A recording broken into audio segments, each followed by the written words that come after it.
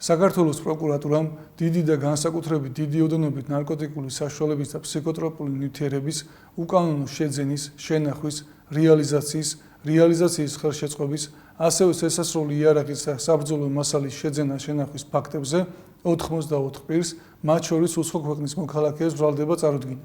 შინაგან საქმეთა სამინისტროს მიერ ჩატარებული გამოძიებით დადგინდა, რომ ბრალდებულებმა უკანონოდ შეიძინეს და ინახავდნენ სხვადასხვა სახეობის და რაოდენობის, მათ შორის დიდი და განსაკუთრებით დიდი ოდენობით ნარკოტიკულ საშუალებებს და ფსიქოტროპულ ნივთიერებებს, რომელსაც აფასოვდნენ და სხვადასხვა ლოკაციაზე ათავსებდნენ.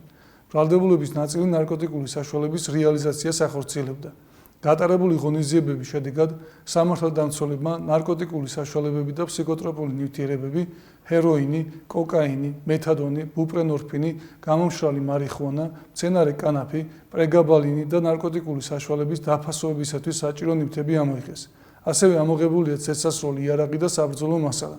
დაკავებულებს ბრალდება ნარკოტიკული საშუალების, მათ შორის დიდი და განსაკუთრებით დიდი ოდენობით უკანონო შეძენა, შენახვა, რეალიზაციის ხელშეწყობის, განსაკუთრებით დიდი ოდენობით ნარკოტიკული საშუალების საქართველოში უკანონოდ შემოტანის, ნარკოტიკული საშუალება მარიხუანას უკანონო რეალიზაციის ხელშეწყობის და რეალიზაციის, დიდი და განსაკუთრებით დიდი ოდენობით ფსიქოტროპული ნივთიერების ან მისი ანალოგის უკანონო შეძენა, შენახვის, ნარკოტიკული საშუალების შემცველი მცენარეების უკანონო დათესვა, მოყვანა ან კულტივირების და წესასროლი იარაღის და საბრძოლო მასალის უკანონო შეძენა, შენახვის ფაქტებზე წარედგინათ, რაც საჯველი სახით აზომად 20 წლამდე ან უბადო თავისუფლების აღკვეთას ითვალისწინებს.